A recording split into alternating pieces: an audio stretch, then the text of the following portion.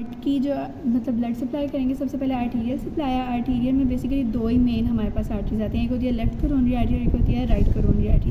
अब वो दोनों ही हमारे पास, ये जो हमारे पास असेंडिंग आयोर्टा होती है ना, यहाँ से आती हैं। अब जो सबसे पहले राइट कोरोनरी आर्टरी की बात करते हैं, तो राइट कोरोनरी आर्टरी जो है ना वो राइट आयोर्टिक साइनस से निकलती है, ठीक है, और दरमियान में किसकी होती है, आयोर्टा के और पल्मोनरी ट्रंक के दरमियान से वो रन करती है, और यहाँ पे हमारे पास कोरोनरी सल्कस जो बना होता है ना, यहाँ पे वो रन करती है। अब जब यहाँ पे वो आ रही होती है, इससे पहले वो एक ब्रांच जो है ना देकर आती है एसए नोड को, और ये जब यहाँ पे हमारे पास कोरोनरी सर्कस में रन करती है, रन करते हुए यहाँ पे आके ये हमारे पास राइट मार्जिनल ब्रांच देती है। इसके अलावा ये बैक पे आके ना हमारे पास पोस्टीरियर डिसेंडिंग आर्टरी देती है, और ये हमारे पास जो है ना ये डोमिनेंस को करता है, डिटरमिन करता है। जो आर्टरी ये वाली बनाएगी ना पोस्टीरियर डिसेंडिंग, वही हमारे पास डोमिनेंट होती है। मोस्टली केसेस में ये राइट ही होती है, 90% केसेस में।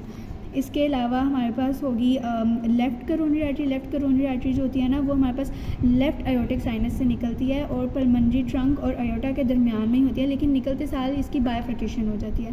बाइफर्केशन होती है, इसकी जो एक ब्रांच होती है वो हमारे पास बनाती है एंटीरियर डिसेंडिंग आर्टरी, और जो हमारे पास दूसरी होती है वो सर्कमफ्लेक्स ब्रांच बनाती है, जो कि हमारे पास फिर से कोरोनरी सर्कस में रन करती हुई पोस्टीरियर साइड पर जाती है, और यहाँ पे जाते हुए ये हमारे पास जो है ना लेफ़्ट मार्जिनल ब्रांच भी देके जाती है।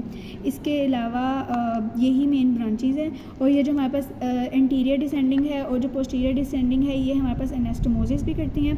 इसके अलावा जो राइट कोरोनरी आर्टरी थी ना, ये जब यहाँ पे पोस्टीरियर डिसेंडिंग बनाती है ना, तो यहाँ पे ना एक और ब्रांच एवी नोड को भी सप्लाई करती है, क्योंकि एवी नोड हमारे पास पोस्टीरियर साइड पर पड़ा होता है। तो ये इस जगह को करक्स कहते हैं, क्योंकि एक नीचे आ रही है, टी शेप बनती है, एक नीचे आ रही है, एक एवी नोड को जाएगी, और एक कभी कभी इसकी एनास्टोमोसिस भी हो जाती है, ये जो हमारे पास लेफ़्ट कोरोनरी आर्टरी आ रही है ना उसके साथ। तो इसीलिए इसके अलावा ये होता है कि जो इंटरवेंट्रिकुलर ग्रूव है और जो हमारे पास एट्रियोवेंट्रिकुलर ग्रूव है उसको भी जोड़ा होता है, तो इसको इस पॉइंट को करक्स भी बोलते हैं।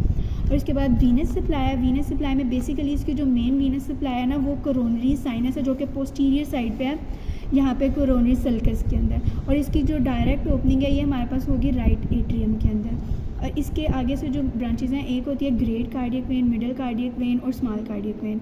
अब जो ग्रेट कार्डियक वेन है ना वो जो इंटीरियर डिसेंडिंग आर्टरी है ना उसके साथ रन करती है, और ये जाके एट द एंड जो है ना वो ड्रेन करती है हमारे पास कोरोनरी साइनस में।